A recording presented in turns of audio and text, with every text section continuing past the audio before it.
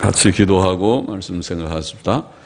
하나님 아버지 감사합니다. 우리의 기도와 우리의 찬양을 받으시고 또 이 시간 말씀을 주셔서 부족한 종이 성경 말씀을 조금 해석하고 거기에 담긴 하나님의 진리와 교훈을 전하게 하여 주옵소서.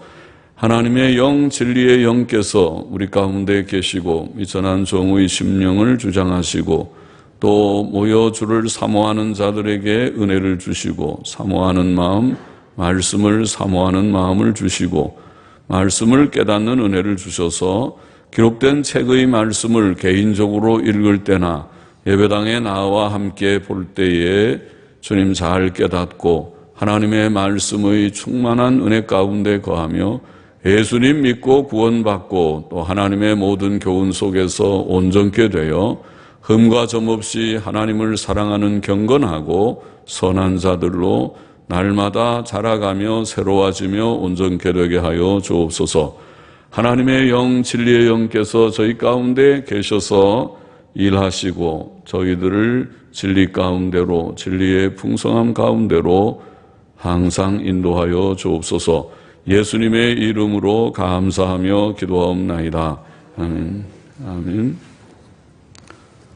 자녀 출산 후 정결법이라는 그런 내용입니다. 자, 다시 한번 조금 몇 가지 얘기. 자, 여인이 잉태하여 남자를 낳으면, 그러니까 남자아이를 낳으면 7일 동안 부정하리니 곧 경도할 때와 같이 여자들이 생리를 하는 아기를 낳을 수 있는 그 연령에서 생리를 합니다. 생리가 끊어지면 더 이상 아기를 가질 수가 없죠. 그래서 생리할 때와 같이 한 달에 한 번씩 하는 생리할 때와 같이 부정할 것이며 제8일에는 그 아이의 남자아이의 양피를 벨 것이요. 양피는 포피입니다. 어기는 아기의 고추를 이렇게 덮고 있는 그 살 가죽을 끝을 자르는 것이죠. 깨끗하게 포피를 벨 것이요. 그것을 우리가 포경수술이라고도 하지만은 성경에는 할례라고 합니다. 그래서 그것을 자름으로써 좀 물론 깨끗해지는 것도 있을 것입니다. 포피를 벨 것이요. 많이 아프겠죠. 아기들이니까 좀 빨리 아물 수 있겠지만은 살을 자르는 것이니까 아플 것입니다. 뵐 것이요. 그 여인은 오히려 33일을 지나야 산혈이 깨끗하리니. 우리는 그렇게 이제 뜻을 새겨서 번역했는데 원문은 옛날 영어 성경이나 NIV 성경처럼 그를 깨끗게 하는 피 안에 33일간 머물러야 하리니 그렇게 되어 있습니다. 그 뜻이 그 뜻이라고 생각하고 있지만은 그를 깨끗게 하는 피 안에 그러니까 아이를 낳으면은 그 피가 모르겠어요. 우리는 그 이치를 잘 모르지만은 출산하고 나면은 그 여인 산모의 피가 제대로 잘 순환을 해서 깨끗하게 되는 정상적으로 돌아오는데 결국 40일이 걸린다는 말입니다. 7일 동안 부정하였고 7일은 아기를 낳고 난 다음에 생리 때처럼 그렇게 피가 계속 나오는지 좀 이렇게 불결한 그런 상태에 있다가 33일이 지나야, 그러면 합치면 7일과 33일이면 40일이죠. 40일이 지나야 깨끗하게 된다. 산혈이 깨끗한다.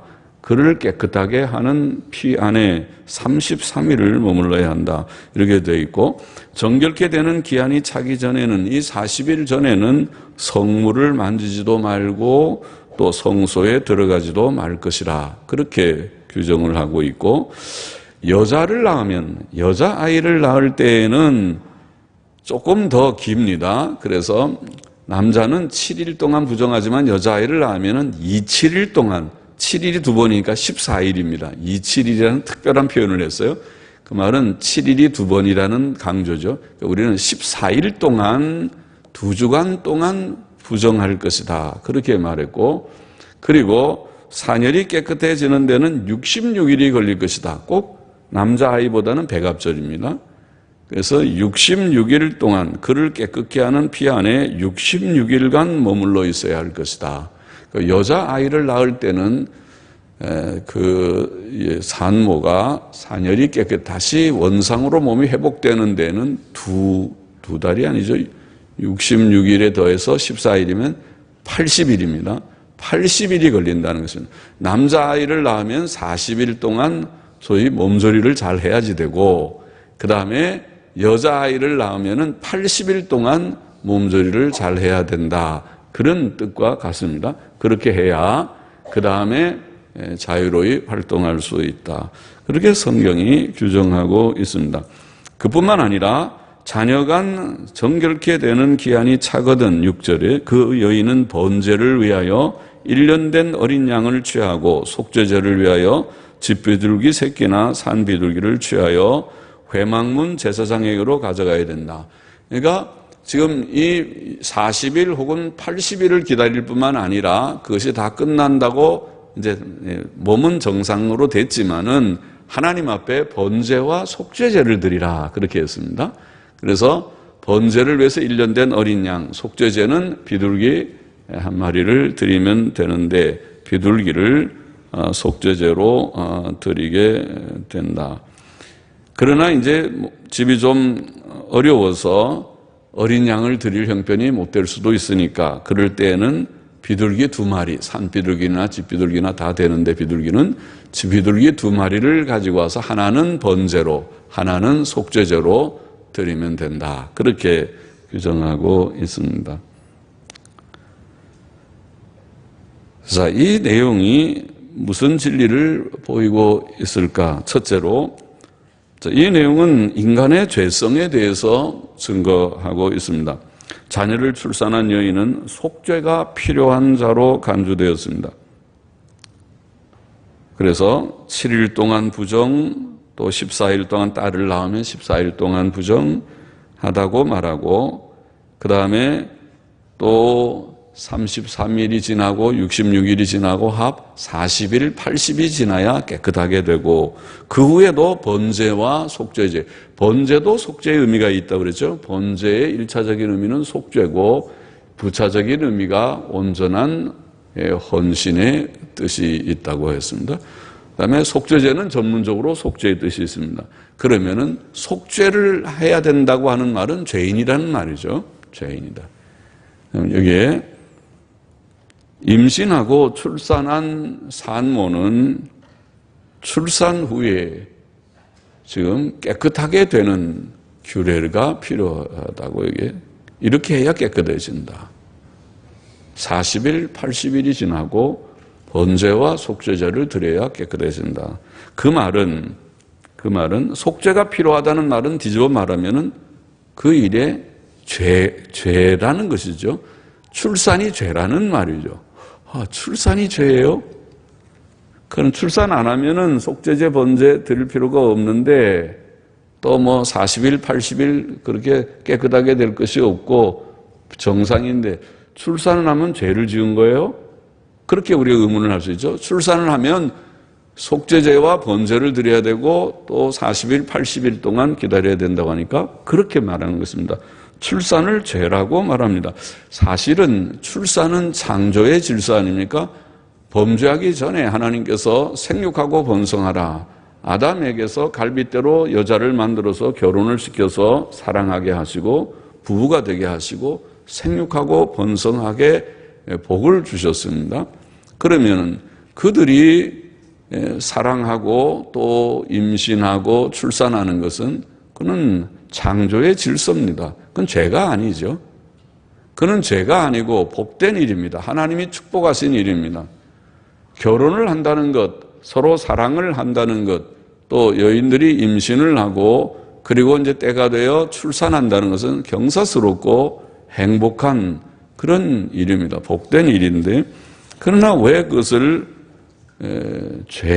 죄라고 말하는가? 거기에 어떤 뜻이 있을 것입니다. 그 뜻이 무엇일까? 여기 본문에는 물론 그것만 나왔지.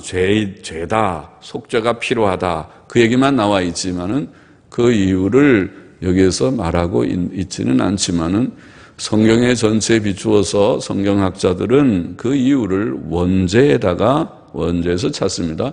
원죄 때문이다. 사람이 이제 이것이 타락하기 전이가 아니고 이미 타락한 후의 모든 규례니까, 이 율법이나 모든 구원제도 자체가, 그러니까 지금은 타락 전과 다르게 모든 사람은 원죄를 가지고 출산합니다. 그래서 자녀를 출산하는 산모는 죄인을 출산하는 것입니다. 의인을 출산하는 것이 아니고, 그러니까 죄인을 출산하기 때문에 죄인을 출산하는 그 출산의 행위 자체도 죄입니다, 사실은. 죄인 한 명 더 만드는 거잖아요. 출산을 안 하면 죄인 한 명이 줄어들 것입니다. 그러나 출산함으로써 죄인 한 명이 더 늘어났습니다. 그 자체가 선한 행위가 아니고 죄악된 행위가 됐습니다. 불가피한 죄라고도 할 수 있죠. 왜냐하면 그렇게 나와야 그것 가운데서 의인도 생기고 구원받는 사람도 생기는 건 사실이지만은 여하튼 일단은 출산은 죄인입니다. 원죄 때문이라고 이해했습니다. 주석가 매튜 풀은 그의 주석에서 그 여자가 불결한 것은 임신이나 출산에 있는 어떤 불결 때문이 아니고 출산과 임신 때로부터의 인간 본성의 보편적이고 뿌리 깊은 부패성을 나타낸다고 해서 그것이 원죄죠. 우리 모든 사람들 속에 모두에게 예외 없이 어린아이들에게도 우리 저기 예쁜 정우나 또 루아나 라엘이나 우리 예쁜 아이들에게도 어릴 때부터 죄인이라고 그랬어요. 엄마가 아기를 낳을 때 이건 뭐 잘못했어요. 아무 죄도 없어 보이는데 착해만 보이는데요. 그런데 죄인이라고 그랬어요. 죄인을 출산한 것이고 그 죄인인 것은 가만히 애가 클 때 보면은 진짜 죄인이거든요. 어떤 때는 엄마 몰래 속이려고도 하고 또 아기들 서로 형제가 있으면은 형제를 시기 질투해서 미워서 엄마 없을 때 갖다 꼬집기도 하고 또 막 손가락으로 눈을 찌르려고도 하고 이게 안 되는데요. 그 아주 나쁜 일인데 어디서 배웠는지 그런 일들이 막 나와요. 그래서 죄인이긴 죄인이구나. 애기들도 죄인이구나. 점점 크면 더 그렇죠. 부모 몰래 나쁜 짓도 슬슬 하고 그러고 아무도 모르겠지. 하나님은 다 보시는데 모르겠지. 그러고 죄인입니다. 그래서 죄인이기 때문에 그렇다. 앤드류 보나는 유명한 레위기 주석을 쓴 분인데 여인은 아이의 출산으로 불결하게 된다.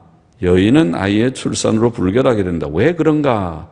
왜냐하면 그 아이는 죄인으로, 즉 지옥의 상속자로 출산되기 때문이다. 그러므로 그를 낳은 여자는 불결하다고 간주된다. 그렇게 주석에 설명을 했어요. 옳습니다. 그렇게 생각합니다. 우리도 원죄 때문이다.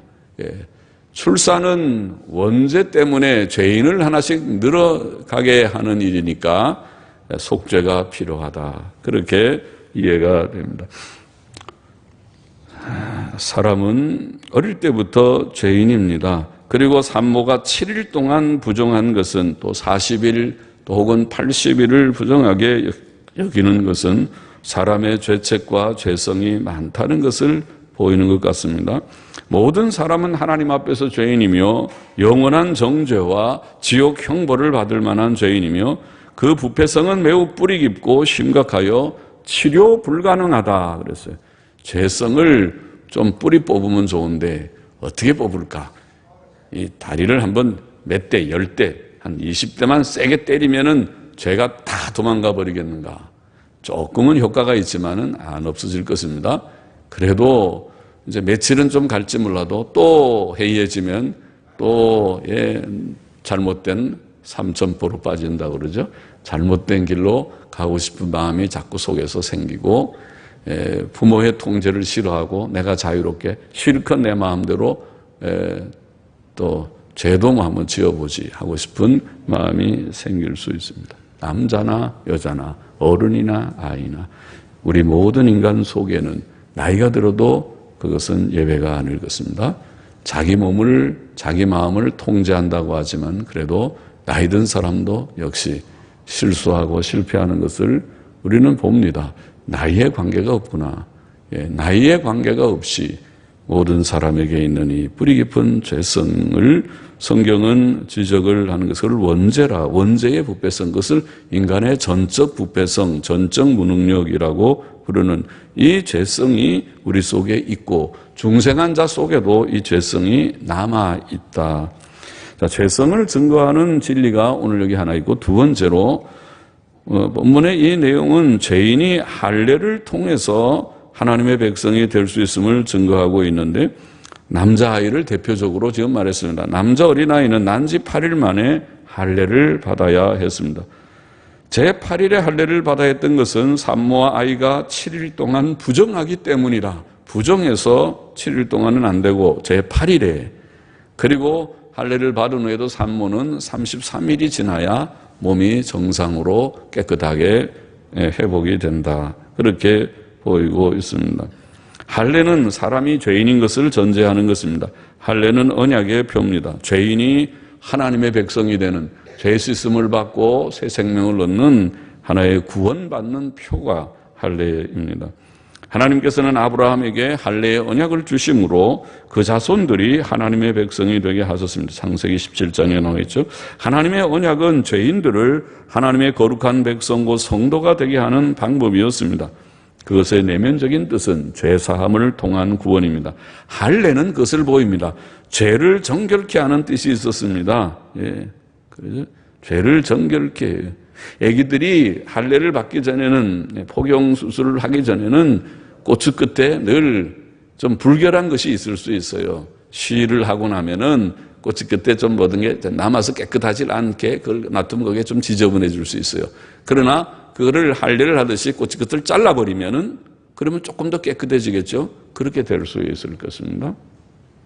불결을 정결케 하는 그런 어떤 뜻이 있어 보입니다. 그것은 중생을 상징한다고 하겠습니다. 인간은 누구나 죄인입니다. 인간은 불결합니다. 죄가 있습니다. 그 죄를 깨끗하게 씻지 않고서는 구원받을 자가 아무도 없습니다.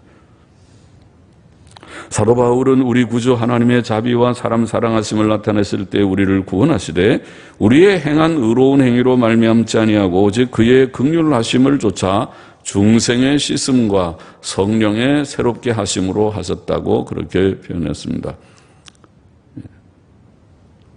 그것이 중생의 씻음과 성령의 새롭게 하심, 그것이 구원입니다. 죄는 씻어야 됩니다. 부정한 것을 깨끗하게 씻고 새롭게 돼야 할 것입니다. 구약의 할례가 신약의 세례와 의미가 같습니다. 할례와 세례는 구원과 언약의 외적인 표이었습니다. 그것이 상징하는 내면적인 의미는 방금 말한 회개와 믿음으로 나타나는 중생과 죄사함의 구원입니다. 사람이 중생하고 죄 씻음을 받게 되면, 죄 씻음을 받아야 새 생명이 있죠. 죄값은 죽음이니까 중생해야, 중생할 때 예수 그리스도의 십자가의 속죄의 사역이 우리에게 적용되어서 죄 씻음을 주심으로 죽었던 영이 살아나는 것이 중생인데, 중생하게 될 때 나타나는 현상이 회개와 믿음입니다. 사람이 중생해야 그때 모든 죄를 의식적으로, 하나님이 우리 속에 참으로 새 생명을 심어줘야 의식적으로 죄를 미워하고 죄를 버리라, 회개하세요. 그러면 응답합니다. 알겠습니다. 죄는 버려야 돼요. 그 죄는 더러운 것이에요. 죄를 지으면 안 돼요. 망해요. 죽어요. 알았어요? 그러면 예, 알겠습니다. 죄와 싸워보려고 미워하고 눈물을 흘리고 죄는 싫다고 그러고 회개를 하고 그렇게 하게 됩니다. 예수만 믿어야 돼요. 그래, 예, 믿습니다. 그래서 회개와 믿음을 우리는 중생의 증거라고 말해요. 신학에서. 그 사람이 중생했느냐 안 했느냐 하는 것은 회개했느냐, 예수님 믿고 있느냐, 그것으로 우리가 확인할 수 있다는 옳은 것이죠. 그래서 회개와 믿음으로 나타나는 이 중생이 바로 세례의 내면적인 의미입니다. 세례라는 것은 그 사람이 회개하고 믿은 사람에게 외적으로 물을 뿌려서 죄 씻음을 표시하는 거지만은, 그가 세례를 받을 때 죄가 용서되는 게 아니라 이미 중생했을 때, 예수 그리스도를 믿었을 때 그 속에, 사실은 회개와 믿음 때도 아니고 그 전에 중생했을 때, 그런데 중생이라는 것은 내가 느끼기 전에 하나님께서 내 속에 깨우침을 주시는 것인데, 사실은요, 그때에 우리가 예수 그리스도를 구주로 영접하게 되고, 그것이 회개, 죄를 미워하게 되는 것입니다. 그때에 우리가 죄 씻음을 받아요, 사실은요. 그렇게 죄 씻음 받은 사람들을 성경은 믿은 사람들에게 세례를 베풀라 그랬어요. 세례를 베풀므로써 모든 회중들이 보는데 저는 죄가 깨끗하게 됐다. 왜 물을 뿌려요? 목사가 왜 물을 갖다가 이렇게 뿌려요? 물이 뚝뚝 떨어지게 왜 물을 뿌려요? 그래서 물이 씻는 것이니까 씻음을 상징해서 죄가 씻어졌다. 지금 목사가 물을 뿌리니까 씻어졌네. 그러면 물을 다 갖다 뿌리면 다 씻어지게요. 모든 사람에게 그냥 다 갖다 해서 아무나 다 오라고 해서 다 이렇게 세례 주면 씻어지나요? 아니요. 그 뜻이 아니라 예수님을 믿고 죄 씻음 받은 자들을 표시하는 것이다. 심볼, 상징이다. signify, 그것을 표시하는 것이고 conform, 그것을 확증하는 것이다. 그러니까 마음으로 이미 믿어서 구원받은 죄 씻음 받은 중생한 자들을 외적으로 상징적으로 표시하고 또 그것을 확증하는, 이분은 정말 예수를 믿었습니다. 보세요, 이렇게 세례를 줍니다. 이분은 마음으로 정말 믿으셨습니다. 우리의 형제입니다. 구원받은 성도입니다. 표시하는 뜻이 있다는 거죠. 자, 할례의 의미, 할례 8일 만에 할례를 베풀라. 왜? 지금 죄인을 낳았으니까, 죄인이니까, 죄인은 멸망발, 지옥 갈 사람 하나 더 했으니까 우리가 속죄가 필요하지만은 할례를 베풀므로써 언약 백성으로 이제는 받아들였습니다. 자, 그런 할례에 대한 뜻이 여기에 들어 있고, 세 번째로는 남녀의 구별에 대한 뜻도 조금 들어 있습니다. 본장은 남자와 여자를 구별하죠. 남자아이를 낳으면 7일간 부정하고 33일 후에 사멸이 깨끗하고, 여자아이를 출산하면 27일 동안 14일간 부정하고 66일이 지나야 사멸이 깨끗하고, 남자하고 여자를 구별했습니다. 남자와 여자를 구별했습니다. 그것은 창조의 질서에서도 제가 말했죠. 하나님이 세상에 사람을 만드실 때에 남자도 하나의 흙으로 만들고 여자도 예쁘게 만들어서 그 다음에 다 생기를 불어넣어서 살아서 움직이는 그런 건실한 남자, 또 건실의 예쁜 여자를 만드신 것이 아니고, 하나님께서 흙으로 사람, 남자를 만드시고 그 다음에 생기를 불어넣어서 아주 씩씩한 청년이 하나에 만드신 후에 혼자 있는 것이 안 좋아서 저 청년이 혼자 사니까 쓸쓸하다. 모든 짐승들 다 데리고 와도 짐승이 그게 반려가자가 될 수가 없구나. 안 되겠다. 잠을 푹 자게 해서 수술을 해서 갈빗대를 하나 뽑아가지고 그걸로 예쁜 여자를 만들어가지고, 그래가지고 그 다음에 남자도 깨우고 또 여자도 데리고 와서 내 아내다. 서로 사이좋게 잘 살거라. 그렇게 했어요. 얼마나 예뻐요. 그러니까 그렇게 만들었을 때 이 여자의 역할은 그 남자 옆에 늘 같이 반려자로, 배필로, 헬퍼로, 돕는 자로 있어서 같이 서로 사귀면서 또 서로 좀 도우면서 또 사랑을 받으면서 그러면서 살게 하나님께서 의도하신 창조의 질서에서도 여자는 여자의 역할과 위치가 있었다고 보이고, 그리고 또 하나는 여자가 실수해서, 오늘 아침에 우리가 공부했죠. 여자가 인류가 타락했을 때, 첫사람이 범죄했을 때 아담이 범죄한 것이 아니고 마귀가, 뱀이 아담에게 와서 너 먹으면 안 돼? 안 먹어도 돼. 저기 하나님이 먹지 말라는 거 그건 먹어봐. 그렇게 한 게 아니고, 아담이 사랑하는 여자한테 와가지고 여자를 먼저 시험해서 여자가 범죄하게 만든 다음에 여자가 남편한테 여보 내가 이 먹지 말라고 그때 그랬는데 이거를 먹었어요. 먹어도 괜찮은 것 같아요. 맛이 참 아주 색다른 맛이고 그랬어요. 당신도 좀 먹어보면 어때? 나는 먼저 먹었는데요. 나는 먹었는데 당신도요. 그러니까 먹었어? 먹으면 안 된다고 그랬는데 먹었어? 당신도 먹었다고? 나도 먹으라고? 그래, 그러면 나도 먹어볼까? 그러고 그냥 먹었어요. 이 바보같이. 야단을 치고 호통을 치고 너 정신이 있냐 없냐? 너 이혼이다. 이제 끝장 너랑 끝이다 하고 이렇게 하질 않고 먹었어? 그거 먹으면 안 되는데 먹었다고? 나도 먹어보라고? 그래? 그럼 먹어볼까? 그러고 먹어버리니까 이 바보 같은 남자애가 됐어요. 그래서 이 남자는 씩씩한 것 같지만은 남자가 여자한테는 제일 약해요. 그래서 남자들이 큰 소리만 집에서 큰 소리는 막 치고 그래도 여자 없으면 꼼짝 못하죠. 여자 없으면 항상 아무것도 뭐 배만 쫄쫄 굴죠. 자기가 혼자서 라면 끓여 먹고 살게 생기 라면만 끓여갖고는 힘이 나겠는 거예요. 그래갖고 여자가 맛있는 음식을 영양 있게 골고루 잘 해줘야 살지. 그렇게 해가지고 뭐 백반이나 끓여 먹고 뭔가요? 햇반인가 햇반인가 데펴 먹고 무슨 라면이나 끓여 먹고 그래가지고요. 그래갖고 어떻게 그 제대로 살겠습니까? 여자 덕분에 사는 것이죠. 그리고 큰 소리 치지만 여자들 말을 대체로 잘 듣는 것 같아요. 저만 그런 게 아니라 다들 그러실 거예요. 오늘이 여자들이 말하면은 여자들 말을 대체로 착한 남자들은 대체로 잘 들어요. 아주 이상한 남자들 빼고는 잘 듣는 편인 것 같아요. 근데 그게 좋긴 한데 여자들을 이렇게 위하고 좀 이렇게 하는 게 좋죠. 여자들이 얼마나 고생이 많은데 남자보다 여자는 갑절에 고생을 해요. 제가 지난번에 그 설교를 했을 때 어떤 젊은 우리 학생이 엄마한테 좀 항의를 했다고 그러더라고요. 나는 목사님 말하는 그런 현숙한 여인이 될 수가 없다고. 그렇게 너무 힘들어가지고, 그런 여인이, 오늘 세상에 누가 그런 여인이 되겠느냐고, 그랬더니 어린 우리 학생이, 그래서 내가 목사가 설교를 잘못했나? 난 성경대로 했는데, 그때 남자도 수고하고 힘들게 일한다는 말도 했을 텐데, 왜 여자만 뭐 꼭 무슨, 그런데 이제 표현이 여자가 뭐 잠언 31장에 있는 대로 아침 일찍 일어나고 뭐 밤늦게까지 일하고 그러니까 아이고 그 여자가 보통 그는 힘든 여자가 아니다 그렇게 생각했겠죠. 그러니까 여자도 그렇지만 남자도 갑절 이상 그렇게 해야지 되는 거지. 남자는 놀면서 뭐 여자만 일시키고 종처럼 부려먹는 그런 뜻은 아니었는데 아마 그런 좀 인상을 받았는지는 몰라도 그래서 여자들을 우리가 존중해야 되지만은 그러나 우리가 조심하고 여자들이 잘못해서 그렇게 됐다.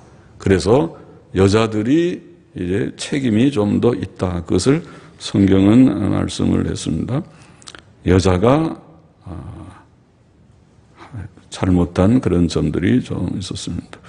그래서 구별이 좀 있다. 남자와 여자의 구별이 있다. 성경은 말하기를 여자는 남편에게 순종하라 그런 말을 했어요.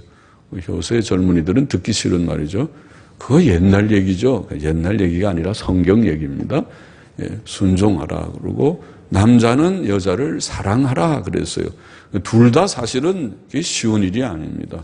순종이 뭐 더 낮고 높고 그런 개념보다 순종과 사랑이 돼야 일체가 되지. 둘 다 그렇지 않고 1대1로 하면은 매일 찌그덕 싸움만 합니다.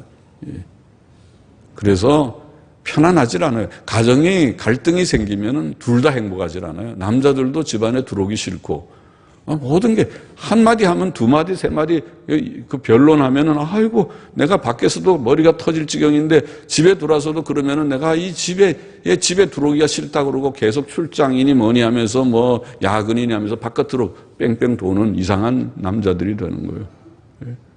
그러니까 그거는 지혜로운 것이 아니에요. 일치하기 위해서는 지혜를 써야지 돼요. 남자가 집에 오게 하기 위해서는 가능하면 두말할 것을 한마디 하고 좀 이렇게 줄여서 지혜롭게 남자를 아까 말한 대로 남자들은 어차피 여자 손에서 왔다 갔다 하는 일이 많아요. 여자들이 다 그렇게 잘 따르게 돼 있을게 그렇게 생겨 먹었어요. 그렇게요. 그래서 그거를 좀 지혜롭게 해야지 좋단 말이죠. 그러니까 복종을 해요. 복종하면서 그래야 사실은 그래야 또 남편이 아내를 사랑하는 마음이 많이 생기는 거지. 이기면은 그다음에 사랑이 다 식어져 버려요. 그러면 또 왜 사랑 안 하냐고 또 야단을 치면은 그 사랑이 그렇게 마음대로 막 되는 것인가요? 그러니까 그건 지혜로운 것이 아니라는 거죠. 성경의 말씀대로 하는 것이 옳아요. 복종하고. 그러나 사랑이라는 것도 그렇게 쉬운 것이 아닙니다. 사랑을 한다는 것이 그냥 막 되나요? 사랑은 사랑할 만한 사람을 사랑하는 것이 쉬운 일일 수 있겠지만은 여기서 말하는 것은 그리스도께서 교회를 사랑하신 것처럼 하라고 성경이 말하는 것은 무조건적이고 희생적인 사랑이잖아요. 그거는 쉬운 일이 아니죠. 저 사람이 사랑받을 일을 안 한다고 그렇게 남자들이 말하겠죠. 아이고 사랑할 만하면 내가 사랑했죠. 아이고 매일 나쁜 미운 짓만 하는데 어떻게 사랑해요. 그렇게 말하겠죠. 그러나 성경은 그래도 사랑하라고 말하는 것이죠. 우리 주님께서 우리가 예쁜 짓을 해서 사랑했습니까? 우리가 원수 되었을 때 사랑했습니다. 우리가 주님 앞에 종종 주님 마음에 아주 실망을 주고 실망을 주지만은 주님이 사랑했습니다. 그런 사랑을 하라는 거예요. 그러니까 사랑하는 것도 쉬운 것이 아니고 복종하는 것도 물론 쉬운 것이 아닙니다. 그러니까 복종과 사랑이 있어야 하나가 된다는 것입니다. 그래야 진짜 참 행복하다는 것입니다. 남편도 행복하고 아내도 행복하고. 복종만 받고 사랑하지 않으면은 그게 행복하지 않습니다.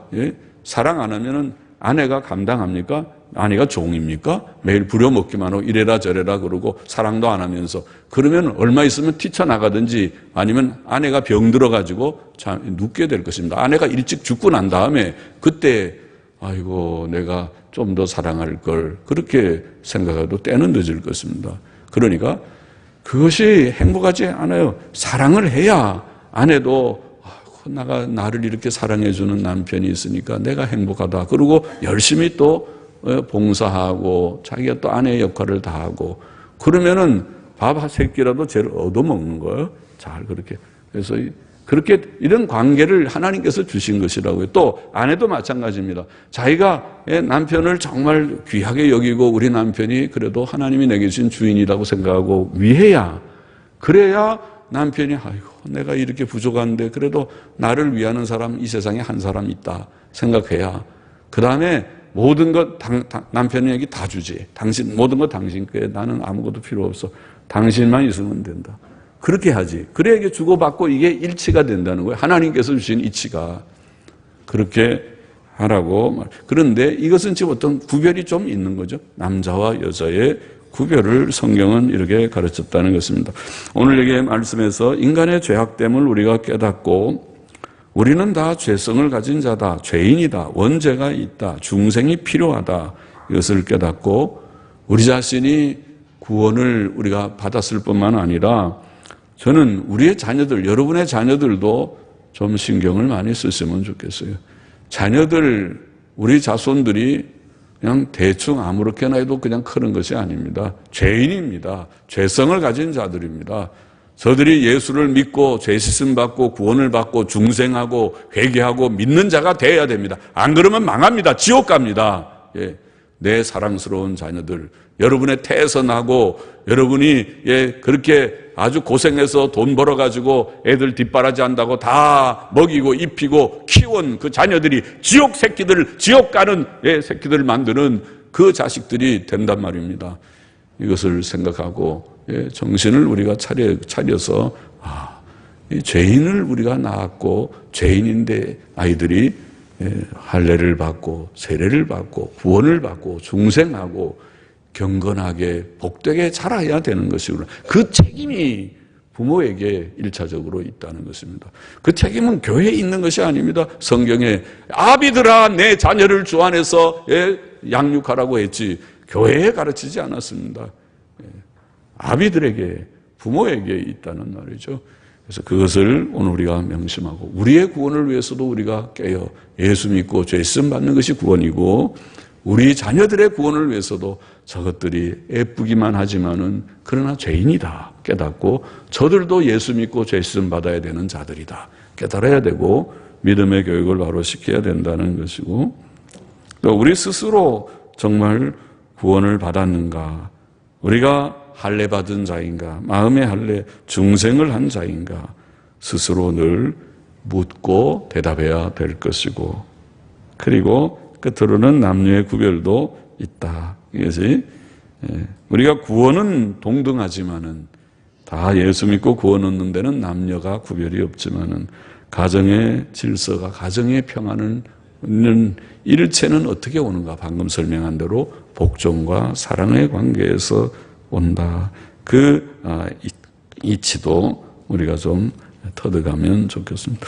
기도하십시다. 하나님 아버지 오늘도 자녀 출산 후 정결법의 이 규례를 통해서 여기에 담긴 하나님의 진리를 부족한 종이 몇 마디 좀 해석하며 증거하여 싸우니 모두들이 다 받고 또 마음에 새기고 참고하고 우리의 삶에 적용해서 좋은 사람들, 주님 경건하고 거룩한 자들, 또 우리의 위치에서 우리가 해야 할 몫을 다 감당하는 좋은 남편, 좋은 아내, 좋은 부모, 좋은 자녀들, 또 좋은 성도들이 되게 하여 주옵소서. 예수님의 이름으로 기도하옵나이다. 아멘.